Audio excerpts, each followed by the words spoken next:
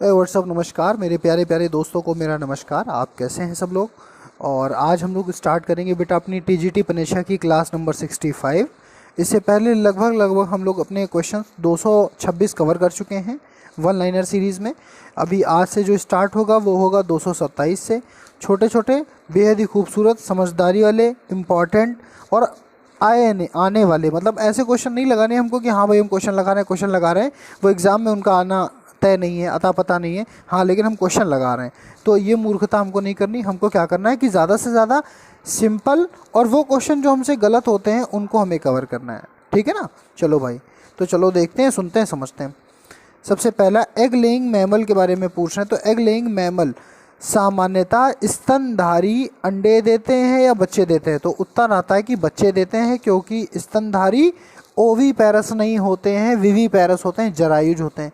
तो फिर अंडे देने वाले कैसे हैं पॉसिबल है। तो पता चला हाँ कुछ एक्सेप्शन हैं जो ओवा देते हैं, अंडे देते हैं, एग देते हैं। तो एग लेइंग मैमल का अगर नाम पूछा जाए तो आप लगाओगे क्या बेटा, टैकीग्लॉसस। क्या बोलेंगे इसको, टैकीग्लॉसस, टैकीग्लॉसस।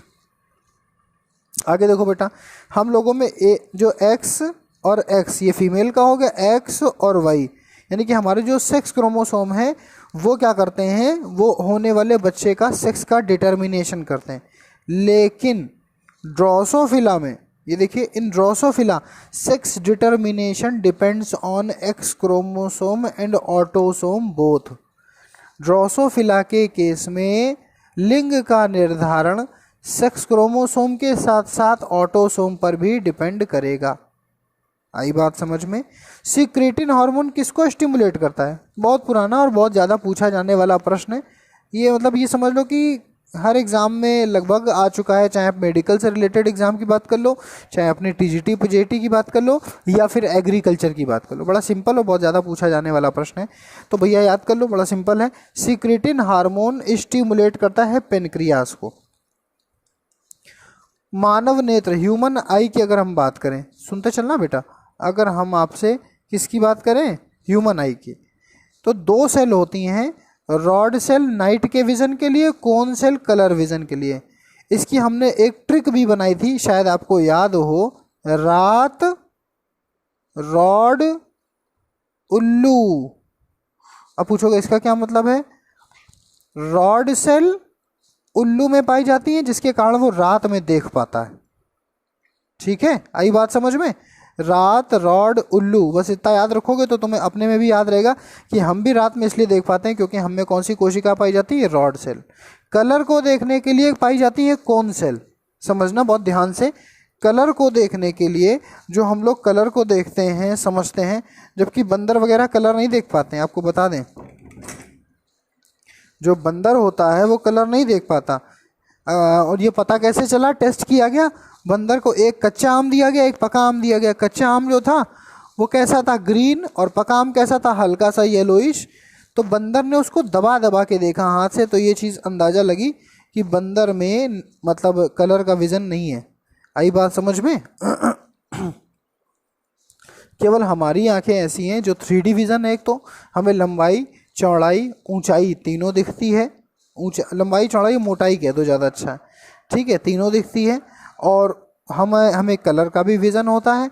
और रात्रि में अगर थोड़ा हम बहुत ध्यान लगाएं, रात ऐसा नहीं कि घनघोर रात्रि में दिख जाएगा, मतलब थोड़ी बहुत लाइटनिंग हो तो हमको थोड़ा बहुत दिखता भी है। वो किसके कारण, रात में अपने शरीर में हमारी आंखों में पाई जाने वाले कौन सी, रॉड सेल के कारण। आगे बढ़ते हैं। Maurer's dot, most important question.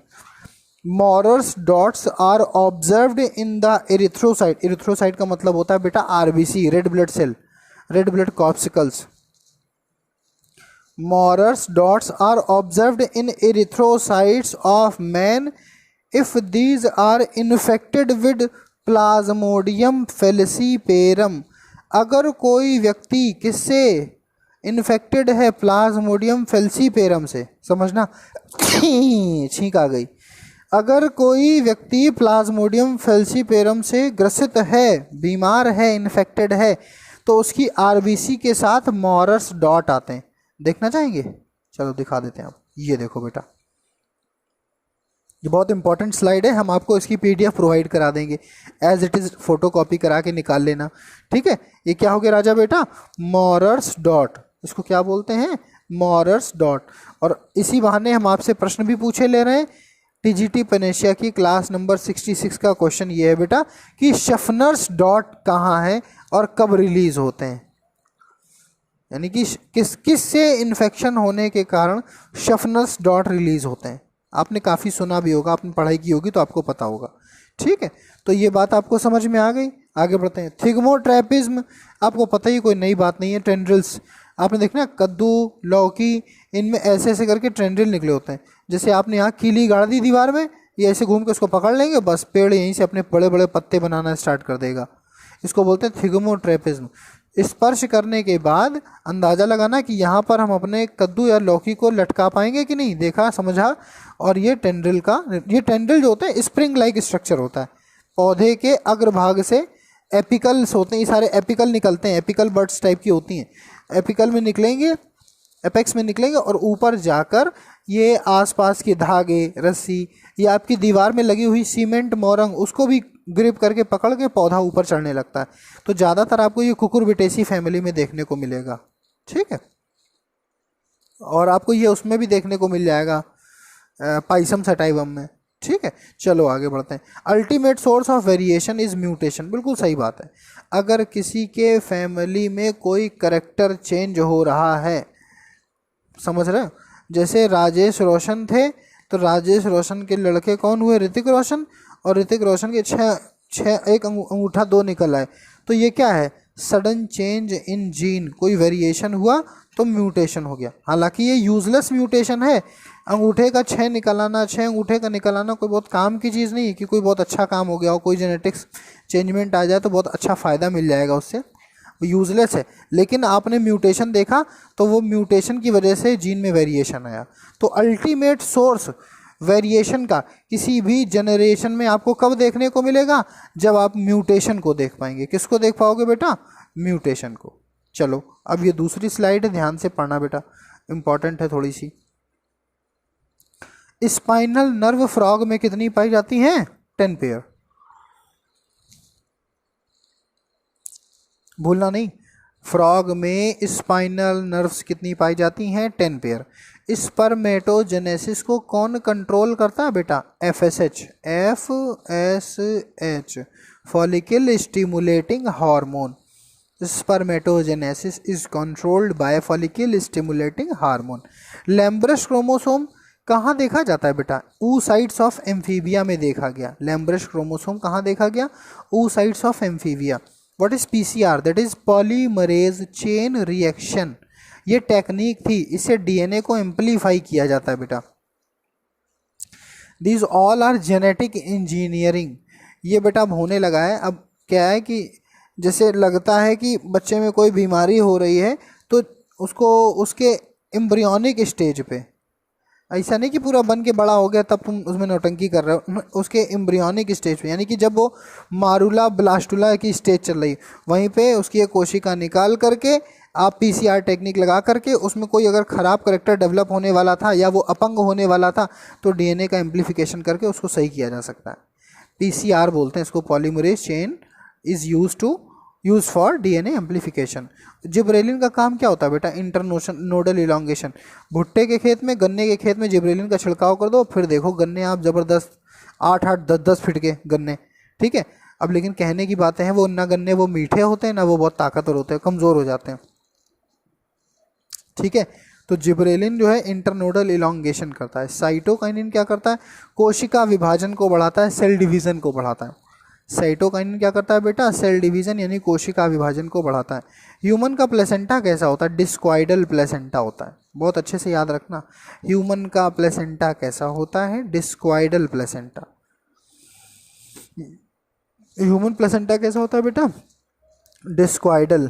अब आ जाओ, क्लीडोइक एग क्या होता है, ये रेप्टाइल्स और बर्ड में पाया जाता है। इससे पहले हम थोड़ा सा आपको समझाना चाहेंगे कि क्लीडोइक एग क्या होते हैं, देखना बेटा। ये देखो, द क्लीडोइक एग, ध्यान देना बेटा, the cleidoic egg is the type of egg which reptiles and birds lay, ठीक है। ये वो अंडे जो ज़्यादातर या हमेशा या अधिकतम कौन देते हैं, रेप्टाइल्स और बर्ड्स देते हैं, ठीक है। Mammalian reproduction has evolved from cleidoic egg to live birth. अच्छा, स्तनधारियों ने उद्विकास किया कहाँ से, क्लीडोइक एग से शुरुआत करके लाइव बर्थ, सीधे सीधे बेबी का डेवलपमेंट होना और सीधे सीधे बेबी की बर्थ होने तक का डेवलपमेंट, इवोल्यूशन किया। अच्छा ठीक, अच्छी बात है। The cleidoic egg is sometime called amniotic egg.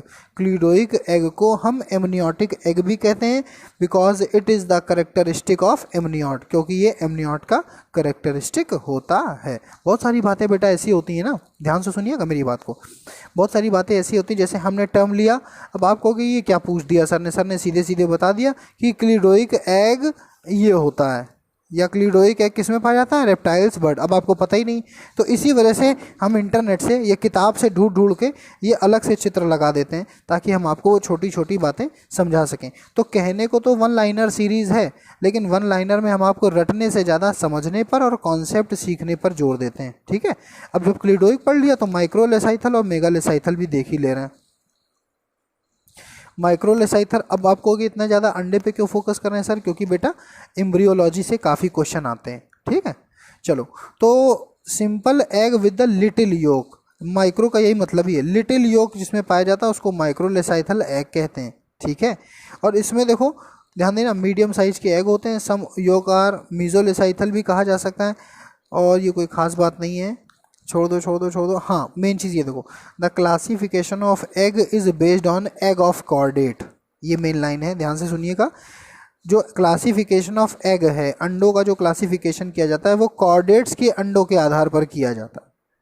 आई बात समझ में, through the basic principle extend to whole animal kingdom. चलो कोई बात नहीं, अब आ जाओ बेटा मेगालेसाइथल में। बस वहाँ लिटिल अमाउंट ऑफ योग था, यहाँ क्या लिखा है मेगा, तो यहाँ लार्ज अमाउंट ऑफ योग हो जाएगा, तो इसको मेगालेसाइथल या मैक्रोलेसाइथल भी कह सकते हैं। आई बात समझ में, तो कोई बहुत ज्ञानवर्धक बात नहीं, लेकिन छोटी छोटी बातें हमसे मिस नहीं होनी चाहिए। तो कह रहे हैं in the egg containing moderate और लार्ज अमाउंट ऑफ योग द डिस्ट्रीब्यूशन ऑफ योग इज नॉट यूनिफॉर्म। हाँ, मतलब कह रहे हैं कि ऐसा नहीं होता कि बिल्कुल यूनिफॉर्म होता है, कुछ भी हो सकता है, कहीं किसी साइड ज़्यादा हो सकता है, किसी साइड कम हो सकता है, किसी अंडे में कम हो सकता है, किसी अंडे में ज़्यादा हो सकता है। तो ठीक है, कोई बहुत बड़ी बात नहीं है। तो हम लोगों ने तीनों चीज़ें देख ली, मेगालेसाइथल एग, माइक्रोलेसाइथल एग और क्लीडोइक एग। फिर हमने क्या देखा, मॉरर्स डॉट देख के समझ लिया किससे होता है, प्लाज्मोडियम फैल्सीपेरम से। अब आ जाओ आगे, तो ह्यूमन प्लेसेंटा कैसा होता है बेटा, डिस्क्वाइडल प्लेसेंटा होता है। क्लीडोइक एग रेप्टाइल्स और बर्ड में पाए जाते हैं। वर्नलाइजेशन का जो टेम्परेचर रेंज होती है भैया, वो जो वर्नलाइजेशन की टेम्परेचर रेंज होती है वो कितनी होती है, 0 से 7। भूलना नहीं, बहुत इंपॉर्टेंट है। एक क्वेश्चन छूट गया हमको लगता है, टाइलोसिस वाला, दिख ही नहीं रहा हमको। हाँ ये देखो लिखा तो है, भूल ही गए थे हम लोग तो। Tylosis is found in secondary xylem, तो हमने इसकी फोटो लगाई थी ना, इसलिए हमको याद रहा। ये टाइलोसिस होते हैं। देखो बेटा, ये जो टाइलोसिस है ये पता है क्या नुकसान करता है, ये पानी को ऊपर नहीं जाने देते हैं सही ढंग से।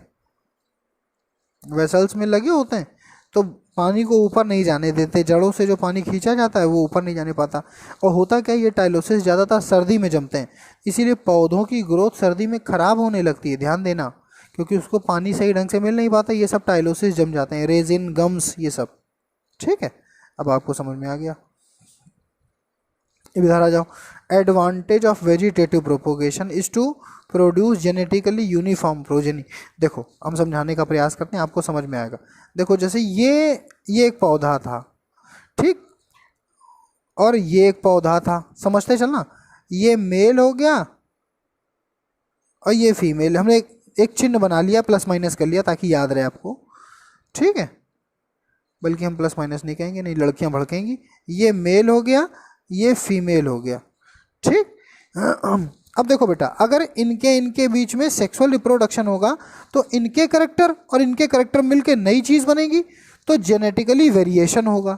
लेकिन अगर ध्यान देना थोड़ा सा, हाँ अब ध्यान देना, फिर से हमने वही लिया और अब की क्या करा, इसमें धीमे से एक ब्रांच निकली, जैसे हाइड्रा में नहीं होता है वेजिटेटिव बडिंग मुकुलन, इसमें धीमे से एक ब्रांच निकली और टूट के ये नीचे गिर गई।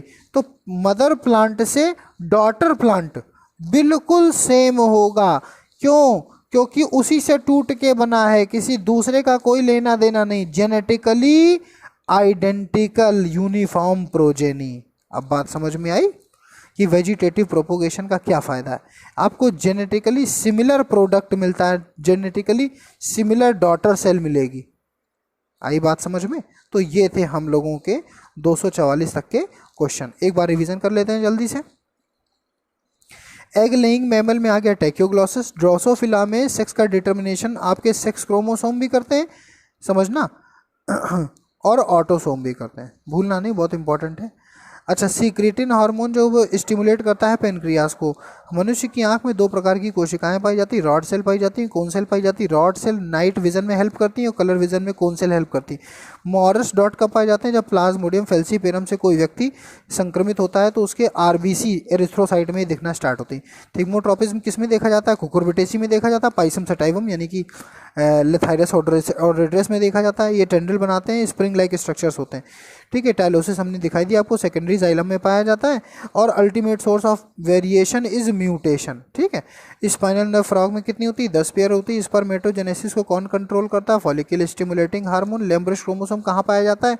ऊ साइट ऑफ एम्फीबिया में। पीसीआर पॉलीमरेज चेन रिएक्शन की जो डीएनए टेक्निक है वो क्या करती है? डीएनए का एम्प्लीफिकेशन करती है। इंटरनोडल इलॉन्गेशन कराना है, खेती कर रहे हैं हम, इंटरनोडल इलॉन्गेशन कराना है, गन्ने लंबे लंबे करने, भुट्टे बड़े बड़े करने हैं, तो क्या डाल दें? जिब्रेलिन छिड़क दें। सेल डिवीजन कराना तो क्या छिड़क दें? साइटोकाइनिन छिड़क दें। डिस्क्वाइडल प्लेसेंटा किस में पाया जाता है? ह्यूमंस में। रेप्टाइल्स और बर्ड में कौन सी अंडे पाए जाते हैं? क्लीडोइक एग। वर्नलाइजेशन का क्या टेम्परेचर होना चाहिए? 0 से 7 डिग्री सेंटीग्रेड। और अगर वेजिटेटिव प्रोपोगेशन करा रहे तो क्या फ़ायदा है कि जेनेटिकली सेम प्रोजेनी हमको प्राप्त होगी। ये क्या है? टाइलोसिस। ये क्या है? मॉरस डॉट कहाँ से आते हैं? प्लाज्मोडियम फेल्सीपेरम से संक्रमित व्यक्ति से आते हैं। थोड़ा योग माइक्रोसाइथल, ज़्यादा योग मेगालोसाइथल। क्लिडोइक एग किस में पाए जाते हैं बेटा? केवल और केवल रेप्टाइल्स में और बर्ड्स में। बस खेल ख़त्म, पैसा हजम। ये पूरी बात आपको समझ में आ गई। तो ये जो हम लोगों की क्लास थी बहुत इम्पोर्टेंट थी। ये हम सबके लिए आज इसको सबके लिए कर देंगे ताकि सारे लोग इसको पढ़ पाएँ। बहुत अच्छी स्लाइड थी, छोटी सी और काफ़ी इम्पॉर्टेंट क्वेश्चंस का संकलन था इसमें। मन लगाकर पढ़िए, अच्छे से पढ़िए। इसकी स्लाइड हम आपको प्रोवाइड करा देंगे। Thank you so much, bye bye, good night.